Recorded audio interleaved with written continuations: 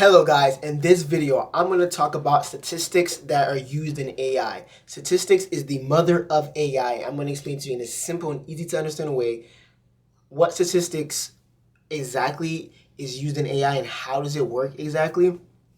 My name is Shot, but my real name is Stefan Jean-Claude, and I've been an AI programmer for the past 7 years. So AI, statistics, data analytics, programming, machine learning models, LLMs, automation, agents, all that stuff. I've been working on these things for the past 7 years. Before they had all these fancy names, I was in the trenches working on these things, right? And I also have a degree in statistics and mathematics, a bachelor's degree to be specific, okay? So I'm gonna walk down this path of what this is. And also this is part of a series of AI stuff. Not AI stuff. It's a series teaching AI to beginners, right? Teaching people that want to understand how AI works on a deeper level and how to code AI. This is a beginner course for everybody. So this is one of the last videos in the series. So please check out my other videos in the series if you're interested in learning deeper more about AI and how to code it potentially, right? So if you're a beginner. Also, anyone that's advanced could learn from this as well. So let's get straight into it.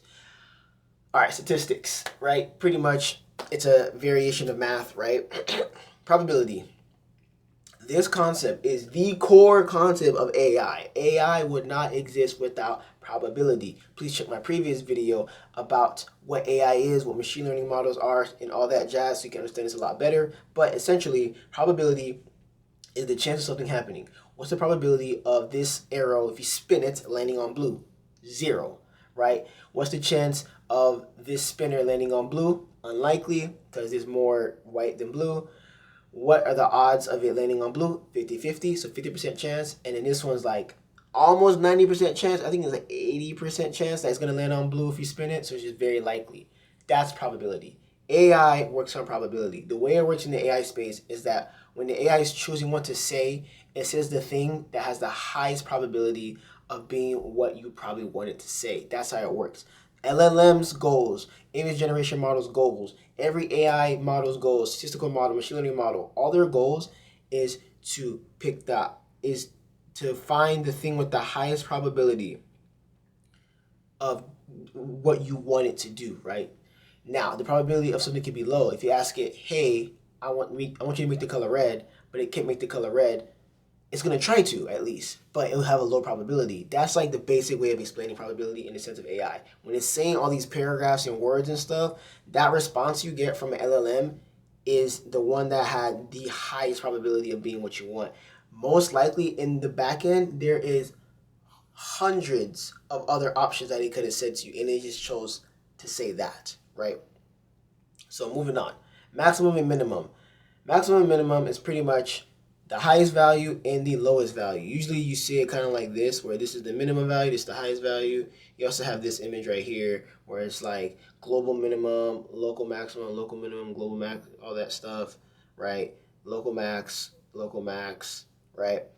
Minimum, maximum. The idea is it's just the highest value and the lowest value in a series of data points, right? So if I have a list of data or a list of numbers, what's the biggest number, what's the smallest number, right? The way this is used is because it's used in all different ways, but mostly it's used on the output you see from a model when when the model is figuring out how to, like, the best way to explain it is when the model's figuring out what to say to you, it picks the thing that has the highest value because that's the maximum, right? The maximum, right? The top value with the highest probability. These two things work together. So you get the probabilities of everything, right? This is 20% chance this is what he wants. This is 40% chance this is what he wants. This is 50% chance of this is what he wants.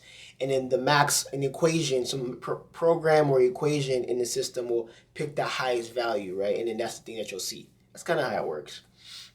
Right, and also minimizing loss, right? Minimizing is used to like figure out how the model is doing. If the model is doing really, really well, you want to lower its loss. You want to minimize how many errors it has. That's a part of AI as well. You want to minimize how many errors the AI model makes. The whole, like right now, the biggest money in AI in these big companies like ChatGPT, OpenAI, and Anthropic and Google, you're trying to minimize the error rates of their AI models. The lower the error is, the more money they're going to make. Which is why it's really important. Then we have percentage. Everyone knows this symbol, percentage. Percentage is usually how you, regular people, like me and you, regular humans, how regular humans will see and understand things are easier to understand in percentages. Percentages just helps us understand what's going on, right? That's kind of what it is. We're all used to hearing 25%, 50%, 75%, 100%. We're used to seeing these kind of things, right? And this just is quick and easy for us to understand what's going on. That's pretty much what it is. Like a probability can be represented as a percentage, right? But also a number. It's just a way to represent a number, right? That's pretty much what percentage is. The AI doesn't see percentage. AI sees numbers. The percentage is just for us to understand what's going on. It's to help translate the situation, right? Markov chain. Markov chain is an advanced statistical concept of the probability of one thing being affected by a condition, right? So imagine this is the chance of me going to the store, right? If it's sunny, there's a high chance I'm going to go to the store. But if it's too sunny, I'm not going to, there's a lower chance, but still pretty high.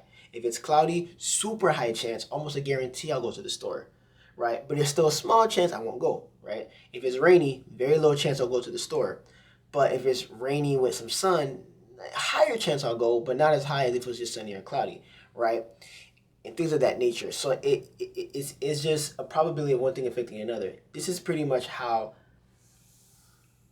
when an AI generates a sentence or an image, it looks, so first it generates a letter or a word, and then it tries to guess what the next letter and word should be. Okay? Part of this is using Markov chains, right? Where it's like the probability, if I say the, and he asks me to explain how to cook some chicken, right? Okay, I'm gonna say the next thing probably should be like, cooking chicken means steps. So maybe first is a good word. First, and then thing, and then it goes like that. It guesses each word one word at a time. And then, it kind of looks at all the words that it already said and guesses, okay, this looks like, it's kind of like the idea of Markov chains.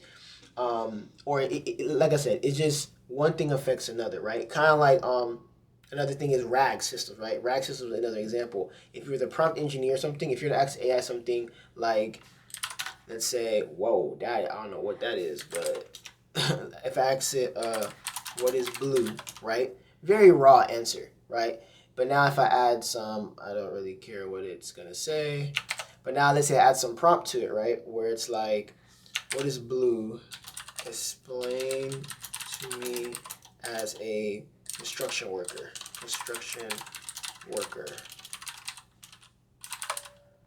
Right? This is giving it more context. This is prompt engineering. The idea of prompt engineering is kind of like a Markov chain where it just increases the chances of it saying what you want because, you change the condition now, right? You're giving it more conditions. The deep understanding of this is Markov chains. It's not complete. It's a bunch of different concepts combined, but that's just the idea of how prompt engineering kind of operates in a way. But it's just a really cool, powerful concept, okay? Then we got mode. Mode is the number that appears the most often, right? So if you see right here, like this, the number that appears the most is going to be the number 6, right? 1, 2, 3, right? Another one over here was this one. And this list of numbers, the number 9 and number 3 are the modes, right? This is more for data analysis and preparing your data to train the models. This is really important. Also, the model might notice a pattern like, oh, this keeps popping up. This probably means that it's important. So the model might see a mode and be like, oh, this is very, very important because it keeps popping up, right? Or it knows to keep using this word because it has a high mode. Like the word the model, when they talk, the amount of times they say the or periods or apostrophes or whatever, it must be a lot. Or using it's things of that nature, right? It just helps the model understand what should be focused on, right? Sometimes it can be used in a lot of different ways, but that's just mode. But also data analysis too. If you're trying to clean your data, fix your data, you might want to use mode to clean the data that you train the model, and the data for the model essentially the notes for the brain to study. That's all it is, right? That's what data is. Then we have median. Median is the middle value. This is used in a lot of ways. I would say the biggest way I've used it is mostly in data analysis when I'm calculating the median. The median value sometimes is used for handling missing data. If you have missing data in a data set that you're trying to use to train a model, the median might be really useful to fill in that gap of missing data, right? That's the best way to explain it, just the middle value of a list of numbers, okay? Then we got average. Everyone knows average, right? Sum over count, right? You hear average this, the average male, the average female, the average cat. You always hear this number. The equation is pretty much sum over count, where it's total sum of all the numbers over how many numbers there were. That's average. And it's used in a lot of different ways in AI definitely the mathematical space, but also average is used to explain to us what AI is saying as well. So that's pretty much what average is used for.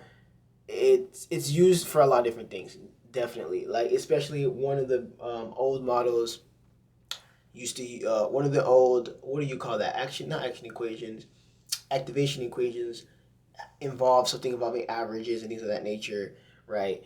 And same thing for when it's trying to figure out like the it's used in a lot of different ways, especially for vector tables when you're trying to do vector sequencing or vector search. It might use the average as well. When it's calculating if the word dog and puppy are similar, it might use the average to figure out these words are closely related to each other using the distance equation, right? But that's just pretty trying to keep it broad, right? Outlier. Outlier, as we know in normal society, is the outlier is someone that stands out. What it really means is that outlier is someone whose values and data just don't match the majority of people. So if someone is 10, 20 feet tall, that's an outlier because most humans are not 20 feet tall. Most humans are below the height of 6 feet. Okay, right? Another outlier might be someone being able to run 40 miles per hour. That's an outlier. That's not, humans don't do that. But also someone, a full grown adult running only 1 mile an hour, or like let's see 0.5 miles an hour is also an outlier because most humans, like healthy adult males, can run a decent, 4 miles per hour, right? So, or at least that, right? So it's just the outlier is, and the thing with outlier is usually you want to avoid these when it comes to training AI models. Outliers can mess up models' understanding. So when you're writing and comparing things, you have data, you're training a model. Usually when you're training a model, an outlier will mess up the model's accuracy, how smart it is, because you're just confusing it. Outliers can confuse the model.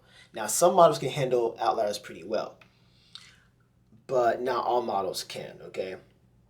So sometimes you want them, but majority of the time you don't. But they're also good to be aware of. Like you want to know your outliers because you still need to figure out how to handle them. Maybe you get a different model that handles just the outlier situation, right? Maybe you got one model that handles majority of people, and you have another model that handles just the outliers, right? Like one model handles these guys, the other model handles these guys. That's a really effective advanced technique, and I learned that from my experience in AI for the past several years. Cool. Next is statistical significance. This is probably the biggest thing I learned in college, in university, that I never learned anywhere else. I'm not gonna lie to you, but I'm not saying university learning is better than learning via camps and stuff like that. It's just this is one concept I just never saw anywhere else but school, and I think it is really important to know.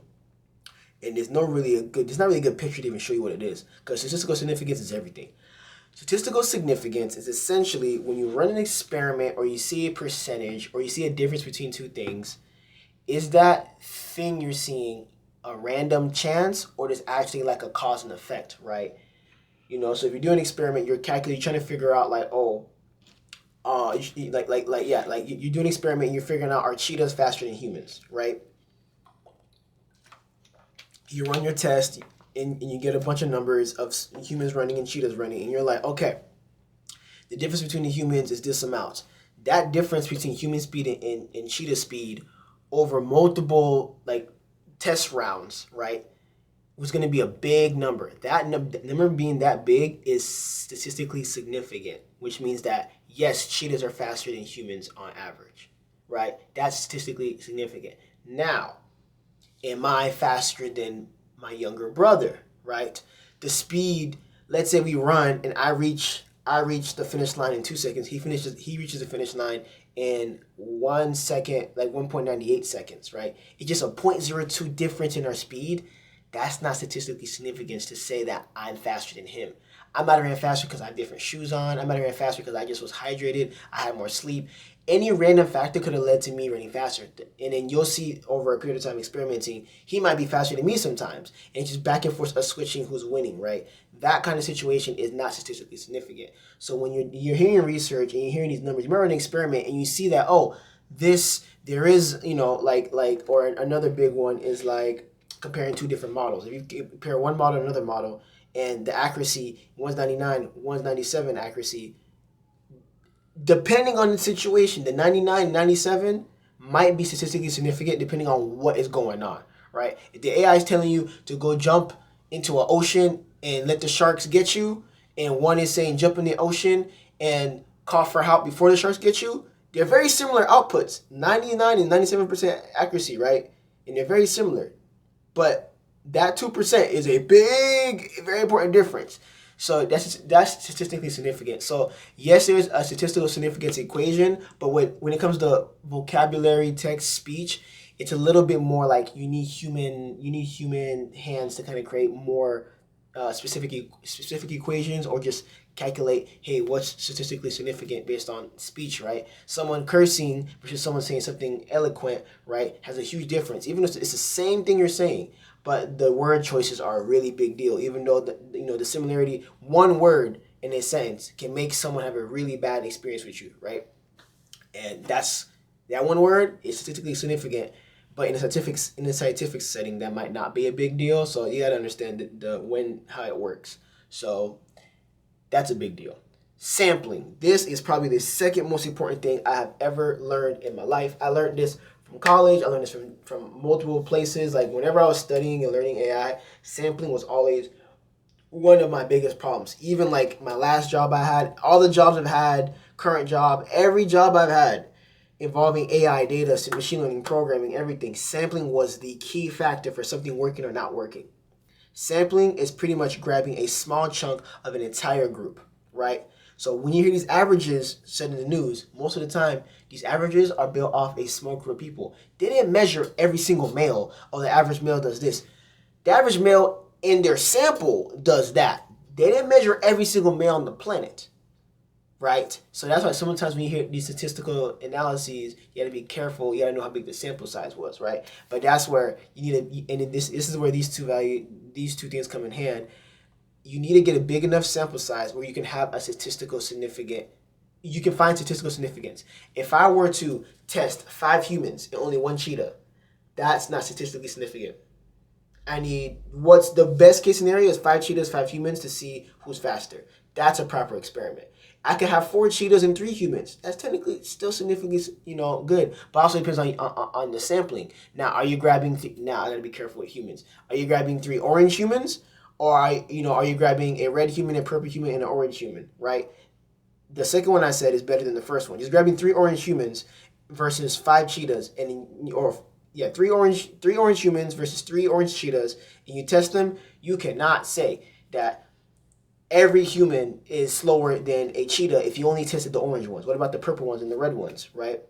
What about the tall ones and the short ones, right? Okay, let's do 1 tall, 1 orange, and 1 short human versus 3 cheetahs. That's purple cheetah, green cheetah, yellow cheetah. Let's race all of them. This is a better experiment. But, and then it's things like this you got to understand with AI, because when you're training the AI, your data set has to be balanced, and it has to have enough values where it's statistically significant, right? So it's getting a little deep, but the idea I want you to understand is that this is for data. When you're training the model, the data really, really matters how good the sample is. The better the sample, which means the better variations there are, and then the more of each variation and the more balanced it is, the better. You want a balanced data set. You want a stratified data set, which is like there's a lot of variation, right? You want to get one of each if you can. And you want to get enough runs, enough test trials, right? So you got to make sure that the amount of the sample you have is enough to run enough trials, right? Just doing one test isn't enough to figure out sorry, this word always gets me. Statistical significance. How many syllables is that? Like 5? Statistical significance. That's like 8 syllables. Wow. But I love the word just because it's so powerful. And sampling is probably my favorite thing to do. And like when I go to work, most likely I'm excited to do sampling. Like when I do AI work or any of these videos, anything involving AI, machine learning, statistics, data, automation, all these things involve sampling. Same with automation. Sampling is so important with automation because you might have an outlier that you didn't know about in a situation where you're trying to automate something. And you need to know your outliers. So outlier, for example, if you're trying to automate a process or something, or a workflow or a YouTube channel, trying to automate generating videos, you need to know your outlier situations, which means you need to run it enough times where you can even discover the outliers. Okay. Sometimes you see like 40, you might have to run that test 40 times before the outlier even appears.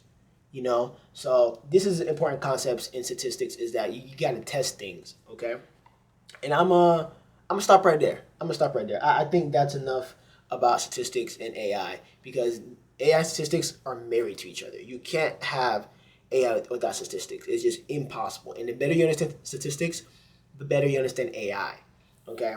Especially when you're building AI. If you're using the tools, maybe you don't need to know as much, but and they're really good tools at manipulating data as well, understanding statistics as well. So yeah, and all these things have calculators. You can have there's a calculator for this, there's a calculator for this, a calculator to figure out all these things, or you can just ask ChatGPT to figure these things out for you. You can give it your data and tell you, hey, what's the mode, what's the median, hey, what's my outliers, hey, is this statistically significant, hey, is this a good sample? You can ask ChatGPT these questions, which is really really powerful, really different than back in the day where you had to do a lot of equations from scratch, right?